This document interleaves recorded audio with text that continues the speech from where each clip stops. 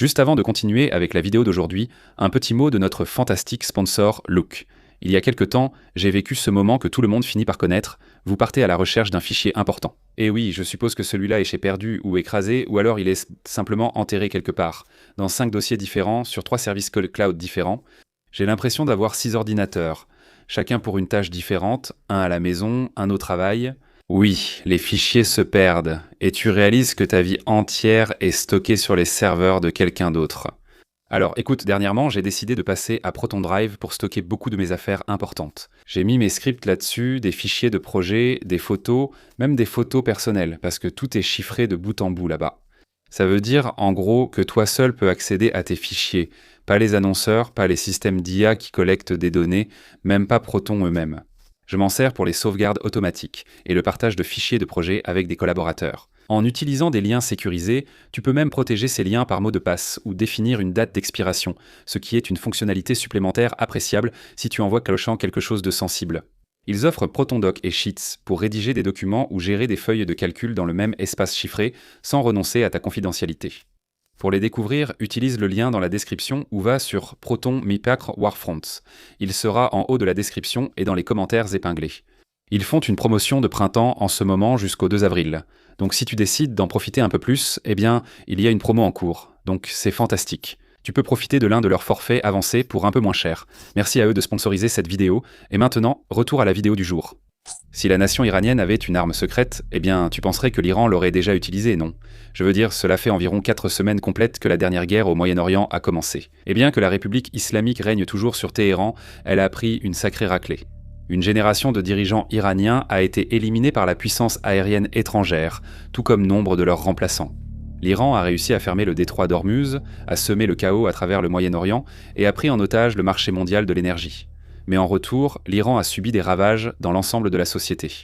Mais de l'autre côté de la péninsule arabique, Téhéran a encore un allié crucial sur lequel il peut compter, la puissante organisation rebelle Houthi au Yémen. Située sur une des principales routes maritimes mondiales, dotée de drones et missiles grâce à 10 ans de soutien iranien. Les Houthis ont le potentiel de faire basculer complètement ce conflit. Ils ne sont pas l'arme secrète de l'Iran, car l'Iran n'a pas les moyens de les contrôler. Mais ils ont leurs propres raisons de vouloir prendre part à l'action.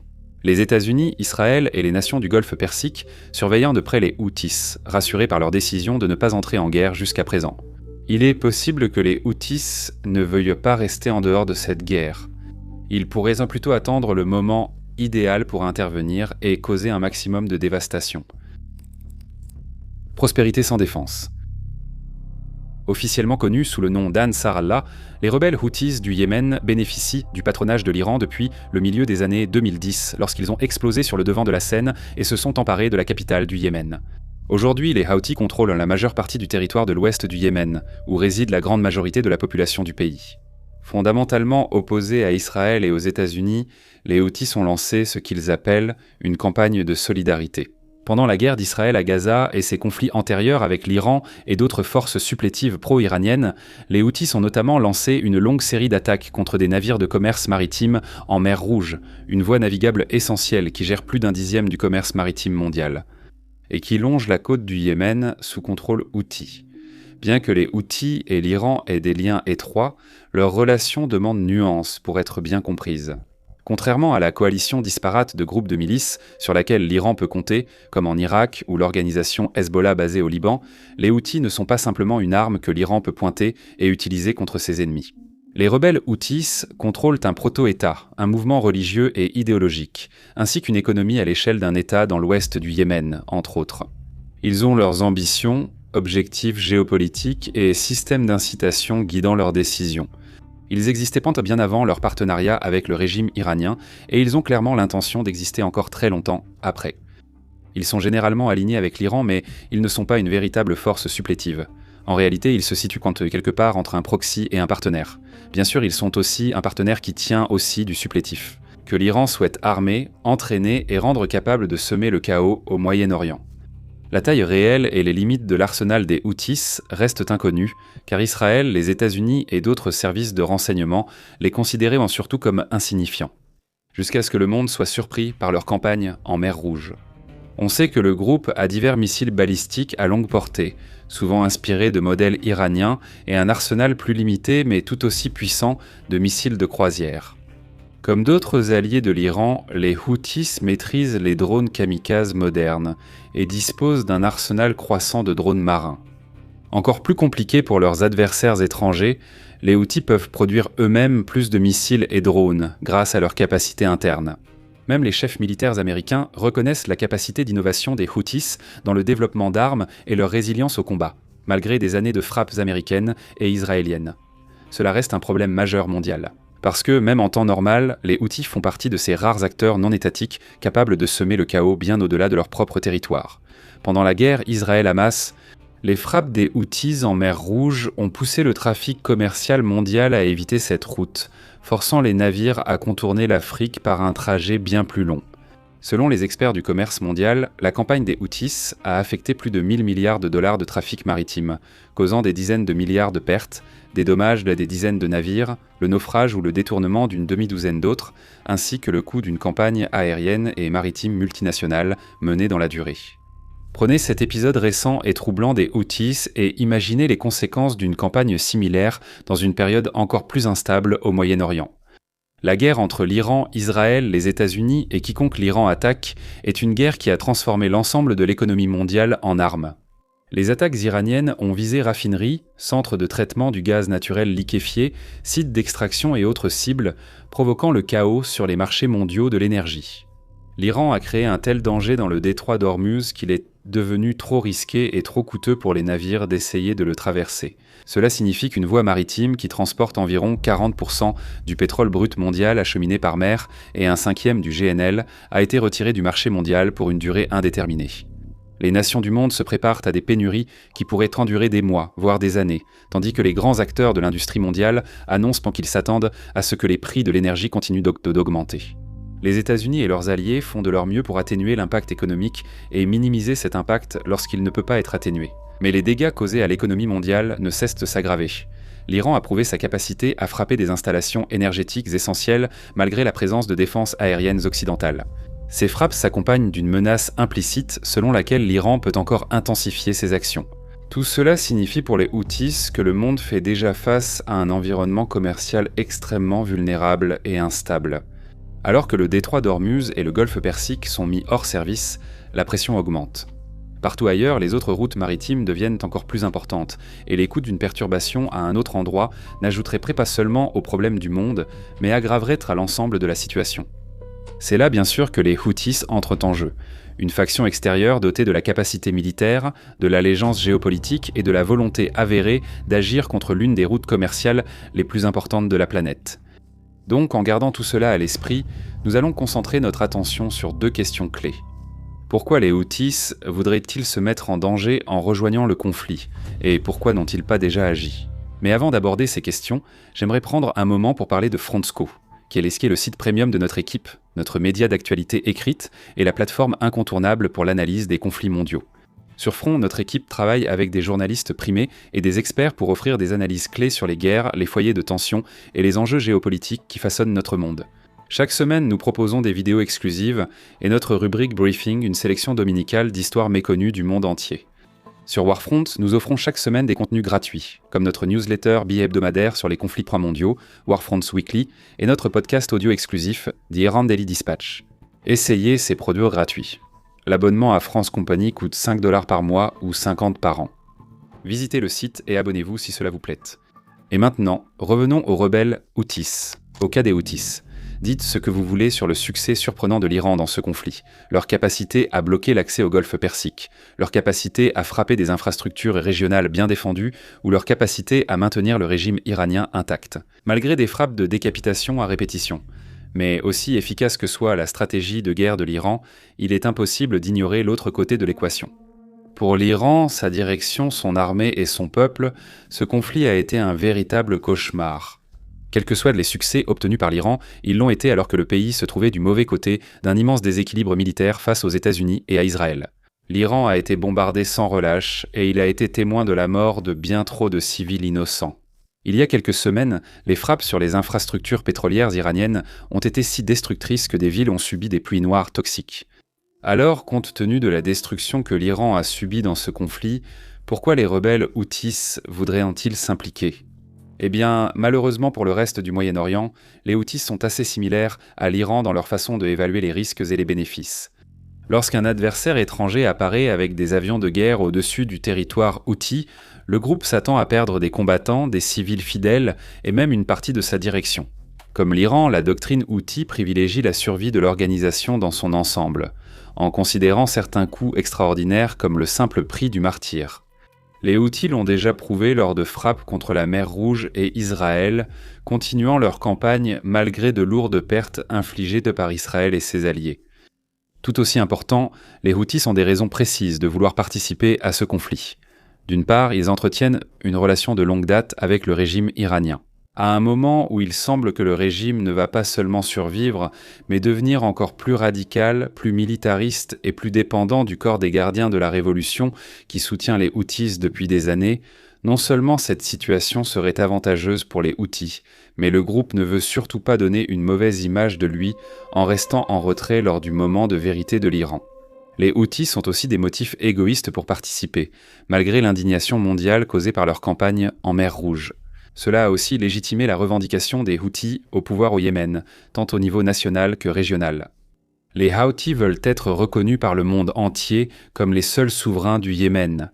Et lorsqu'un groupe comme les Houthis force le monde à plier à leur volonté et s'en sort sans conséquence, il devient difficile de nier leur importance. En ce moment, en raison de la grande vulnérabilité du système commercial mondial, les Houthis ont le potentiel d'avoir un impact à une échelle qui serait autrement impossible, s'ils parviennent à fermer la mer Rouge. À un moment où le reste du monde dépend de cette voie maritime, imaginez simplement ce qu'il pourrait être exigé de la communauté internationale en échange de la réouverture du détroit.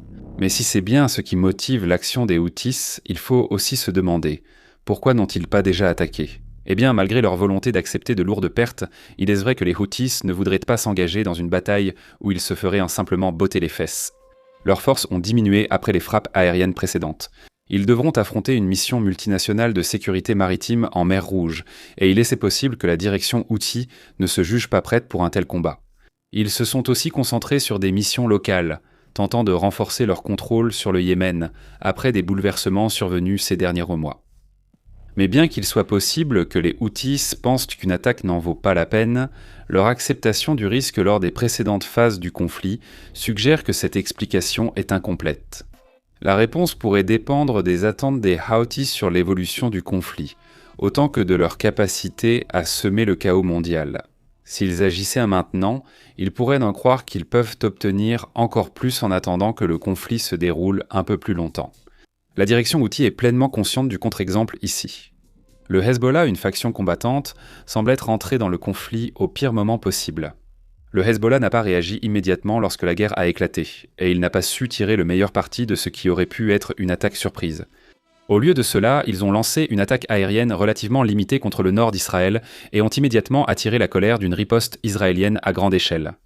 Cette riposte comprend maintenant une invasion terrestre et une possible occupation durable du Liban, au sud du fleuve Litani, une zone plus de 2 fois la taille de Gaza, là où le Hezbollah dominait autrefois. Bien que notre équipe Warfront n'ait pas accès aux pensées des dirigeants Houthis, cela ne nous étonnerait pas. Les Houthis considèrent eux l'action du Hezbollah comme une erreur stratégique évitable.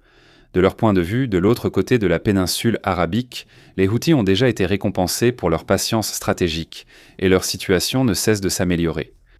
Chaque jour de conflit rend les marchés mondiaux plus vulnérables aux perturbations. En ce moment, les nations utilisent encore leurs réserves existantes de pétrole, de GNL et d'autres produits pétrochimiques qui auraient normalement été réapprovisionnés en quelques jours. Attendez 1 ou 2 semaines, et les nations puiseront dans leurs réserves, rationneront l'approvisionnement et tenteront de gérer la situation jusqu'au retour à la normale. Comme déjà mentionné, chaque jour où le détroit d'Ormuz est bloqué accroît l'importance stratégique des autres routes commerciales. Pour les Houthis, inutile d'agir maintenant s'ils estiment que le blocus persistera dans quelques semaines. Laissez les pénuries empirer et la panique mondiale croître. Les Houthis pourront causer plus de perturbations avec moins de frappes. Leurs stocks de missiles et drones sont loin d'être illimités. Ils doivent donc optimiser la valeur stratégique de chaque équipement. Si les Houthis ont de la chance et que la guerre finit avant, tant mieux. Ils ont réussi à rester en dehors du conflit et à éviter tout véritable dommage tout en expliquant à leurs amis en Iran qu'ils essayaient de jouer leurs cartes de la manière la plus efficace possible. Ensuite, il y a la puissance militaire qui reviendrait du côté des Houthis, où, encore une fois, leur patience pourrait bien être récompensée. Déjà, un groupe aéronaval américain qui devait être stationné en mer Rouge, dirigé par le porte-avions Gerald R. Ford, a été contraint de retourner au port en Méditerranée après un incendie à bord. Ce qui signifie qu'il n'est plus là pour punir les Houthis en cas d'attaque. Ensuite, il y a les alliés régionaux des États-Unis. Si les Houthis avaient menacé les États du Golfe dès le début du conflit, ils auraient dû faire face à des défenses aériennes bien approvisionnées et à des services de renseignement occidentaux prêts à réagir à toute nouvelle menace. Maintenant, les stocks de défense aérienne semblent risquer d'atteindre un niveau dangereusement bas, et les systèmes de défense aérienne ont été repositionnés pour optimiser la défense contre l'Iran. Si les Houthis s'attaquaient sur les États du Golfe depuis l'opposé, les services de renseignement américains et israéliens auraient un fort à faire, traquant les cibles, identifiant les points de lancement de missiles et drones, et tentant de savoir qui commande à Téhéran à ce moment-là. Si les Houthis attendent encore, leur situation pourrait s'améliorer. L'Arabie saoudite et les Émirats arabes unis, très exposés aux attaques des Houthis, s'apprêtent à entrer en guerre contre l'Iran. Les armées saoudiennes et émiraties sont puissantes et peuvent infliger de lourds dégâts lors d'une attaque, mais leur capacité à mener une campagne aérienne soutenue reste limitée, comme les Houthis l'ont appris dans les années 2010. Si les Houthis avaient rejoint le conflit il y a quelques semaines en attaquant des infrastructures pétrolières faciles à frapper aux Émirats ou en Arabie saoudite, ils auraient risqué que les États-Unis et Israël demandent aux Saoudiens et Émiratis de s'occuper directement d'eux avec leur soutien. Mais si les Houthis patientent jusqu'à ce que les États du Golfe entrent en conflit contre l'Iran, alors ils s'assureront que les premiers jours d'opérations militaires des États du Golfe, lorsqu'ils sont les plus efficaces, seront dirigés ailleurs. Tout changement soudain pour combattre les Houthis serait maladroit, et ils pourraient attaquer plus facilement les États du Golfe si leurs armées étaient concentrées ailleurs. En bref, il y a de véritables raisons pour que les Houthis continuent de patienter, en choisissant d'entrer dans le conflit au moment où l'impact serait maximal. Coup décisif. À la fin d'une telle conversation, une question prime. Si les rebelles Houthis s'engagèrent dans la guerre au Moyen-Orient, jusqu'où la situation empirerait-elle ? On ne peut pas vraiment être très précis, finalement. L'impact relatif des Houthis dépendra de tous les autres facteurs que nous avons expliqués, de la vulnérabilité du commerce lorsqu'il frappe, à la capacité militaire que les nations peuvent consacrer pour les affronter. Mais en gros, il suffit de dire que si les Houthis interviennent au bon moment dans le conflit, les conséquences pour tout le Moyen-Orient pourraient être catastrophiques. Depuis 10 ans, les Houthis ont démontré leur capacité à attaquer les infrastructures pétrolières dans la péninsule arabique, notamment en Arabie saoudite et aux Émirats. Cela inclut des champs pétroliers et gaziers vitaux, des raffineries, des ports et des pipelines. Les Houthis pourraient endommager ou tenter de détruire ces cibles, selon qu'ils veuillent envoyer un message ou causer un maximum de dégâts. Les cibles incluent la ville portuaire saoudienne de Yanbu sur la mer Rouge, où Riyad a redirigé la majorité de ses exportations de pétrole brut, dans une tentative désespérée d'expédier un maximum aussi vite que possible avant l'aggravation de la guerre. L'Iran a déjà attaqué la raffinerie de Yanbu, montrant que Téhéran et ses alliés connaissent pas l'importance de Yanbu pour les dirigeants saoudiens. Ou si les Houthis ne peuvent frapper Yanbu, ils peuvent viser l'oléoduc qui traverse le pays et l'alimente. 1200 km sur un itinéraire majoritairement non protégé, pouvant transférer 5 millions de barils de pétrole chaque jour, les Houthis peuvent aussi viser Bahreïn, le Qatar, Oman, le Koweït et l'Irak, où les défenses aériennes limitées peinent déjà face à de nombreux projectiles. En particulier, les Houthis peuvent cibler l'installation de GNL de Ras Laffan au Qatar, d'où un cinquième du gaz naturel mondial est exporté. L'Iran a déjà mis hors service environ un sixième de la capacité de Ras Laffan pour les prochaines années, faisant ainsi disparaître environ 3,5% de tout le GNL mondial du marché. Même après le renforcement des défenses de Ras Laffan par le Qatar et ses alliés, les Houthis peuvent cibler la raffinerie avec une capacité supérieure et sous des angles différents de ceux de l'Iran. Un blocus de la mer Rouge, déjà partiellement mis en place par les Houthis ces dernières années, reste possible. Quand une nation comme l'Iran ou un groupe comme les Houthis cherche à bloquer une voie maritime mondiale, ils n'utilisent pas de navires, mais manipulent le risque et rendent la traversée si dangereuse que les assurances refusent de couvrir les navires qui tentent de passer. Sans assurance, les navires ne traversent généralement pas. Ceux qui tentent de franchir le blocus risquent davantage d'être pris pour cible, car ils ne peuvent se dissimuler au milieu des autres navires. Les Houthis peuvent menacer l'entrée nord de la mer Rouge près du canal de Suez, mais peuvent exercer un contrôle direct sur l'entrée sud. Le détroit de Bab al-Mandeb, frapper certains navires avec des missiles ou drones marins ou lancer des attaques de groupes de raids en mer. Et les Houthis peuvent provoquer une telle panique sur le marché que le Bab al-Mandeb devient impraticable. Parmi les cibles possibles figurent l'Égypte, les bases américaines à Djibouti, des sites énergétiques en Corne de l'Afrique, voire Israël. En synchronisant leur attaque, les rebelles Houthis du Yémen pourraient en mettre fin à ce conflit définitivement. Ils ne conquéreraient pas Israël ou les États-Unis, mais n'en auraient pas besoin. Le commerce mondial, la finance, l'énergie, l'industrie et d'autres secteurs clés sont déjà au bord du gouffre. Ils cherchent comment concilier la guerre avec leurs activités quotidiennes. Ils s'efforcent d'absorber les pertes, de fermer la mer Rouge et de dévaster les installations du Golfe lors d'une attaque surprise. Et les dirigeants de l'industrie mondiale et des gouvernements du monde entier pourraient un peu décider qu'ils en ont tout simplement assez. Que Jérusalem réagisse ou non à ces pressions en mettant fin à la guerre, cela reste à débattre. Mais Washington, c'est une autre histoire. Frapper le monde assez fort sur tous les points névralgiques au bon moment, et les Houthis ont la capacité de rendre ce conflit intenable pour le reste du monde. Le pire, c'est que les Houthis le savent. Et pour conclure cet épisode, nous laisserons le mot de la fin à l'un d'entre eux, le haut dirigeant et porte-parole Mohamed al-Bakati. Je cite, « Notre doigt est sur la gâchette. L'entrée du Yémen dans le conflit n'est qu'une question de temps. » Merci de nous avoir regardés.